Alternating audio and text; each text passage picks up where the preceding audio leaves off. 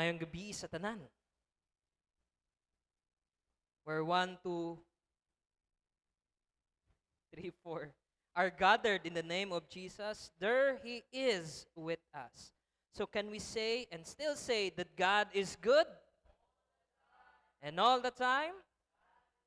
Okay, let us give another clap of praise ang atong buhi nga Dios. And let me use this opportunity nga ato pog abi-abihon na matag usa. Especially atong mga bisita nga ania, makaintindi lang man ng Bisaya, okay lang. Oh, so let us welcome one another muna mga kapatid. Ating ipakita at paramdam ang pagmamahal ng Diyos at ang pag-welcome ng Diyos sa ating mga kapatid sa pananampalataya. So let us all rise, let us give thanks, and let us welcome one another while we sing This is the Night, and let us express this love and welcome. Labi na sa ato mga bisita. So manindog ang makatindog, ato ang i-greet ang ato mga kaigsunan while singing This is the Night. Okay. And this is the night, this is the night that the Lord has made, that the Lord has made.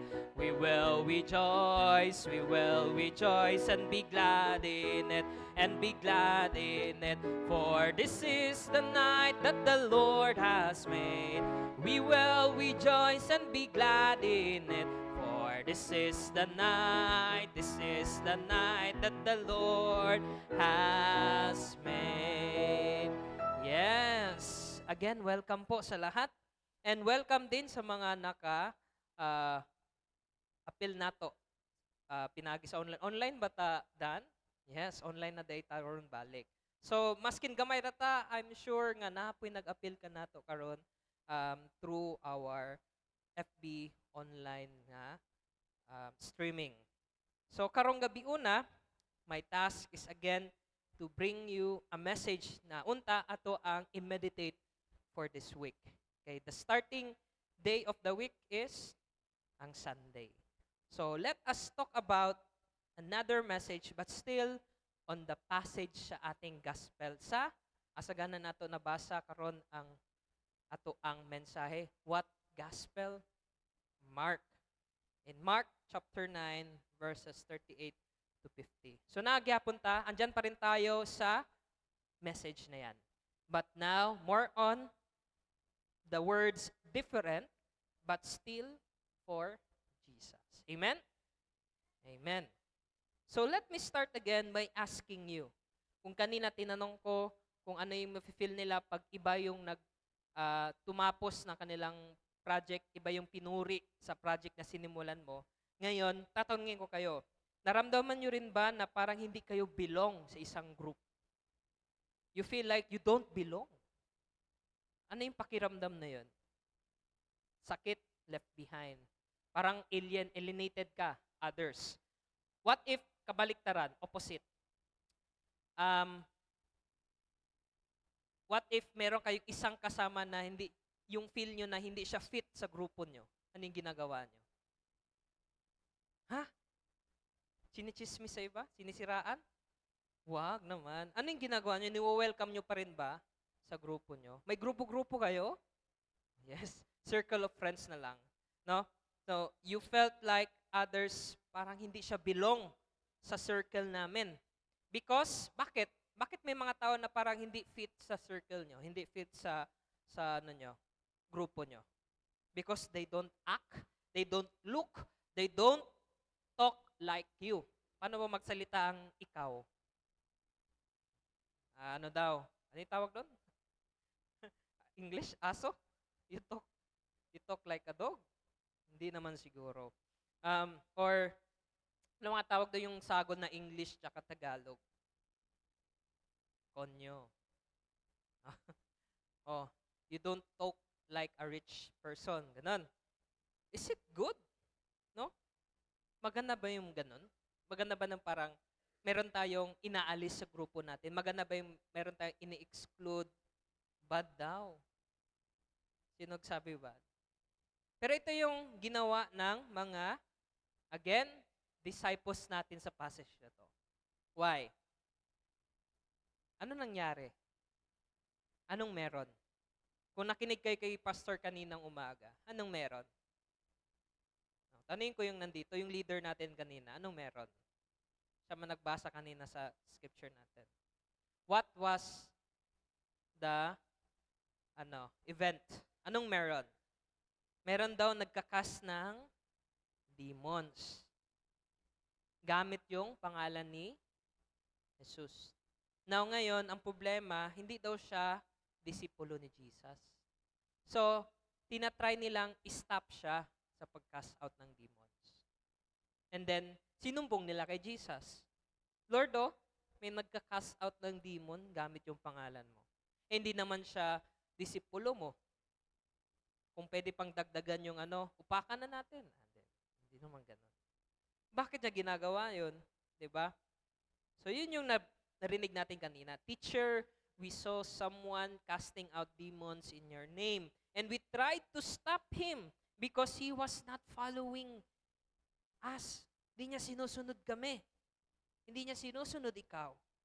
So, pansin nyo, John was not upset na yung tao na yun was doing evil. Evil ba yung ginagawa niya? Kinakast out niya rin yung demons. Remember, ito yung panahon na binigyan ng authority ni Jesus sa kanyang mga disciples to cast out demons.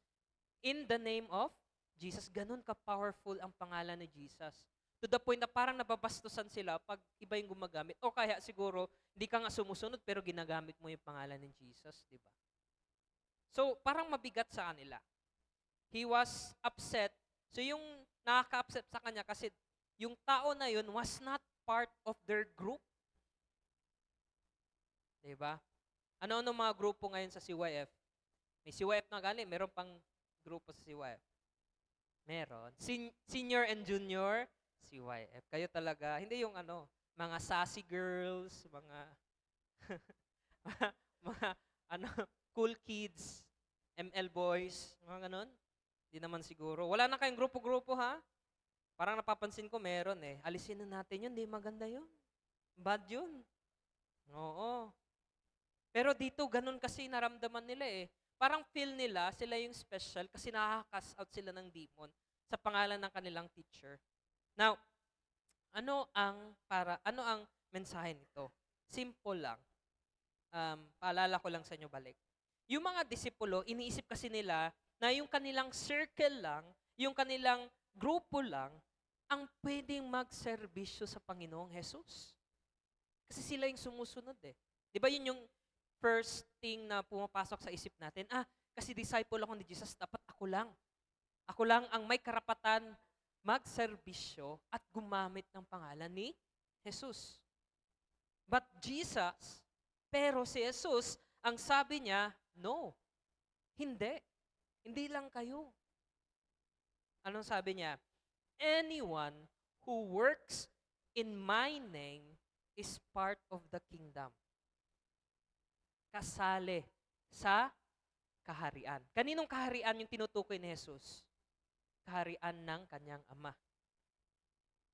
Para sa ating mga kabataan, kasali pa si Pastor bata pa si Pastor. Tsaka si Ma'am Micah, tsaka si Ma'am Esther. Ma'am Esther, youth pa tayo, no? Ayan. Youth at heart. Opo. No? It is easy to limit God's work. Ang dali lang nating limitahan ang work ni God. Na parang, kumbaga, sa friends ko lang. Sa toong Christian lang dapat natin gawin ito. Paano na lang yung mga kapatid nating mga Subano, or yung mga IPs natin. Mga ganon. Or only my church does it right. Kami lang maliligtas. Di ba? Kami lang, church lang namin kasi may pangalang Christ. Pero kung i-Bisaya natin, Tagalog, di ba? Yun din. Marang ganun. But remember, Jesus reminds us, He is moving in different groups. Bakit kamo? Sino bang umiwan kay Jesus nung pinako siya sa cross? Isa lang naiwan. Yung iba, babae. So, hindi lang mga kalalakihan yung mga inaano Jesus. Meron din pala siyang mga followers na mga babae. Hindi lang sila nababanggit masyado kasi nga patriarchal yung sistema nila. Pero yung mga babae, na-mention naman sila pang nandoon. sumama kay Jesus hanggang sa huling ano niya, buhay niya dito sa mundo. Pero nabuhay man ulit. Napakita sa kanya mga disipulo. Now, hindi rin to tungkol lang sa isang church. Jesus is moving to different churches, even different people na hindi natin ini-expect. Wala nga nag-expect kay John the Baptist din that time. Kasi nga yung suot niya is madumi, pangbukid yung mga ano lang skin ng animal tapos hindi pa naliligo. Pero nagbabaptize ha. Oo. Now, paano to? Wag doon natin ilagay si Jesus sa isang box lang. Kasi yung kaharian ng Panginoon malaki. Kaya nga ang sabi niya, sakop niya lahat. Kaya nga sabi sa teksto natin, if sabi doon? If He is not against us, He is for us. So, ganun din yun. Kumbaga, bakit mo pagbabawalan ng isang tao na mini-message lang din niya yung gospel, yung good news. Leading us to the second point ni Jesus, sabi niya, whoever gives you a cup of water to drink because you belong to Christ will by no means lose his reward. Kasi yun din man yun tubig din man yun that will quench his thirst. Kahit hindi siya pastor, hindi siya Christian, pero yung mensahe niya is pang Christian, tapos binigay sa'yo, di ba? Marireceive mo pa rin yung same na reward, same na gospel, same na blessing. So, tayo, paminsan, mga kabataan, iniisip din natin na, I'm too young to make a difference. Tama ba? Anong klaseng difference ang pwede nyong gawin? Like, ano? Anong klaseng difference? Maging president ng inyong classroom. Ano pa? Maging sikat. Yung sumasali ng competition like ni Sam. Or difference tulad ng kambal. Anong difference, Jubal? Naglaro ng ML? Sorry. Pero as a Christian, what kind of difference can we make? Yung magwali dyan sa pulpit. Ganun ba yun? Kasi si Jesus sabi niya, even small acts count. No? For us, pwede itong encouraging a stressed classmate. Meron ba kayong mga nakilalang stress na masyado sa kanilang pag-aaral? Ano yung ginagawa nyo? Binubuli nyo? Wag. Mas pinapastress nyo? Ginugulo nyo? Hindi. Tulungan natin. Posting something positive instead of toxic online post. Sino ba dito mahilig mag-post ng mga hindi maganda? Yung mga godly din na, i-post nyo mga scripture, mga uplift sa ating mga kapatid na down na masyado sa buhay. Hindi rin yung mga kabastusan, hindi yung makakaligtas sa atin. Mayroon akong nakikita na magpo-post ng huwag ganon, mag-repost na lang din. Yung rin, makakatulong sa ating growth. No? And then, ito rin, lastly, refusing to join in cheating during exams. Alam ko, mahirap yan Sino dito nag-cheat pa? Uy, anong answer sa number 4? Dalo ka man? Hindi ka man magbigay? Paminsan, meron ako natandaan during my high school days. May nagsabi na, sige ka, pag hindi ka magbigay ng answer, may impyerno ka. So, nalito ako. Saan ako? Paano yun? Ang cheating, masama. Tapos, pag di ako magbigay, may impyerno. Saan ako lulugar? Pangit naman ang reasoning. Yeah, that was my high school days. Kalimutan ko sino yung nagsabi basta sa likod ko Hindi siya nag-aral Oo. Yun yung way niya Pero hindi ko pa rin pinakopya yung isa pang nagpakopya. Pero yun di ba? Instead of sabihin natin na parang others ka man, di ka man makisabay, wag na. Alam naman natin, cheating in any form still a sin. Kahit yung lies, yung magsinungaling, kahit sabi mo, Pas, how about yung white lies? Kasi ano pa rin yun? Kasalanan pa rin yun. Lie pa rin yun. Diba? Lalo na ngayon, diba? narinig natin sa ano natin, mga politiko ngayon, di ba? Grabe, bilyon. Mga ganon. Magnanakaw na yun. Hindi nila, nasikmura nila yun. Yung mga ganyan. So, wag na tayo. Refuse natin ang sumali sa mga makakasalanang gawain. Di ba, Diyos? So, don't underestimate din your influence. Kahit gaano kaliit pa yung mga ginagawa nyo, nakaka-impluensya yan ng iba. The way you post, the way you communicate, the way you act. Lastly, seryosohin natin yung kasalanan. Nakakasabi ko lang kanina. Jesus also gave strong words about sin. Anong sabi niya sa kasalanan? Better to cut off what causes you to stumble than to lose your soul. Kaya meron siyang word dun na kung yung mata mo nakasalanan, nakagawa ng kasalanan, tanggalin daw. Kung yung kamay mo na putulin, di ba? Harsh nun. Pero yun yung gusto niya kung gaano siya kaseryoso sa kasalanan na wag nating gawin. Di ba? Buti nga ngayon, hindi na kayo Pinapalo pa ba kayo? Ng mama, papa nyo? Ng kuya nyo? Palo ba? Hindi nyo na-experience yung magluhod sa asin, no? Oh. An-experience?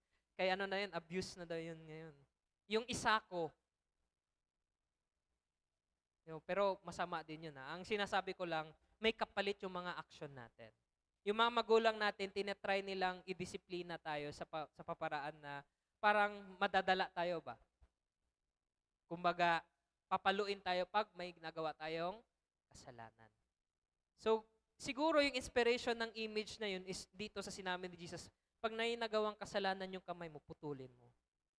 Pero hindi naman literal na gusto sabihin ni Lord na alisin mo lahat kung makasalanan yan. Ang gusto lang niya ipakita kung gaano siya kaseryoso at galit sa kasalanan. Ganun yun. No? So, Jesus was not also being literal to the point na kailangan mong gawin agad-agad ngayong panahon kasi ano na yun iba na yun makasalanan na rin yun. Yung saktan natin sarili natin. Wag. Ang gusto niyang ibig sabihin is that deal seriously with things that pull you away from God. Kung ito siya, maka-influential din sa'yo na mapalay sa Panginoon, huwag ka nang pumunta o sumama doon. Huwag mo nang gawin. For students, sa mga estudyante dito, karamihan ba sa inyo mga estudyante pa? Yes. Kahit si Ma'am Micah, estudyante pa yan Si Ma'am Chang, Esther, estudyante pa ni Lord. Pero teacher na yan Sabi dito, iilan sa ating mga friends, may mga toxic talaga No? Meron din mga sa ating mga cellphone, meron diyan mga harmful na mga apps. No? Yung ML, harmful yun Bullying yun Diba? Nagano kayo, nagka-curse kayo dun curse words. Meron din sa mga students natin yung sinasabi nilang secret habits, yung kayo-kayo lang. Uy, wag yun. Or choices that may look small but easy but eat away at your soul. Ano yung mga gawain yun? Sabi lang ni Jesus, don't play with fire. Kasi pag nilaro nyo yung apoy, masusunog kayo. Ano ba yung mga causes sa mga iilan na nasunugan ng bahay? Diba? It starts with candle or posporo. So pag once na aksidente na bitawan mo or napunta doon sa mga gamit na madaling masunog, lalaki kagad yung maliit na apoy. So mga kapatid, don't take sin lightly. Kahit gaano yan kaliit, sabihin na natin white lie, sabihin natin cheating sa school, it will grow big. Yung pagnanakaw natin ng candy or yung pag di natin pagbabayad ng pamasahe, tapos takbo kagad. Huwag ganun. Pero may one time na nagawa ko yun. Hindi ko na inulit. Nakalimutan ko, nag-study kasi ako sana Ano din ako assuming na bright. Doon ako sa sasakyan nag-study. Bumabala ako, wala ako pamasahe. Na ako doon, na guilty. Pero meron ding times na wala talaga akong pamasahe. Ang ginawa ko, humingi na lang ako sa katabi ko. Binigyan naman ako pamasahe. Pero yun ba, wag natin, dapat andun pa rin yung guilt feeling. Yung mga maliliit na bagay na hindi magandang gawin, wag na natin ulitin. Kasi pag inulit nyo yan, masasanay ka, tapos lalaki yan. 'Di ba? Sabi ko nga, yung mag-cheat sa test paper, magiging behavior mo rin yan. Mag-cheat ka sa partner mo. 'Di ba? Wag. Alam naman natin na hindi maganda yung ganun. O kaya yung pagsisinungaling natin, ayun, magiging corrupt tayo kasi marunong tayo magsinungaling eh. Yan. So, simplehan natin mga kapatid. Kanina sabi ko, kailangan natin mamuhay sa pamaraan ng kaharian ng Diyos. At babalik ko sa inyo in this sense. No? Kahit nakakaiba to para sa ating mga kapatid na namumuhay sa makamundong pamamaraan. Pero hindi naman sinabi ng Panginoon na hindi na tayo mamuhay sa mundo. Ang sabi lang niya, don't box me or si God into just your group. Spread nyo ako. Paano nyo spread si God? Through your action, through your words, and through your prayer. Dalan nyo rin siya sa prayers nyo. No? Na Lord, sana ang kapatid ko maligtas din. Or sana makaintindi din sila na yung Sunday is for you. Hindi na sana nila kunin. Tapos, ika-second, don't underestimate your small influence. Malaking influence yan.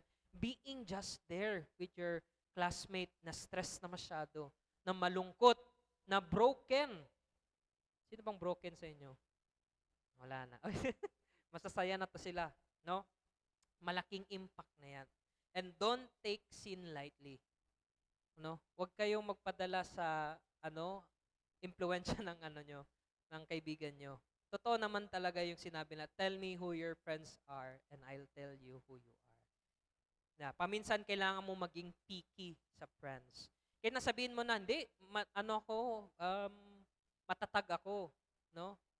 Yung faith ko strong, like a rock.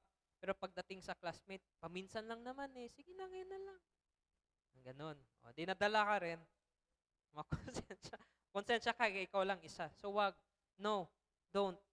Wag kayong ma-stumble sa mga ganon.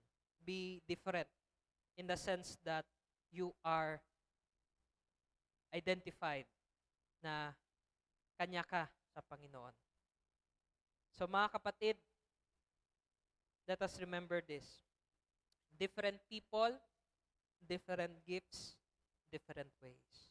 But still, ang dapat gawin natin, all for Jesus. So huwag niyo sanang kalimutan na kanya kayo sa Panginoon at ipakita niyo ang Panginoon sa pamamagitan ng buhay niyo. Sa ngalan ng Ama, ng Anak, at ng Espiritu Santo. Amen.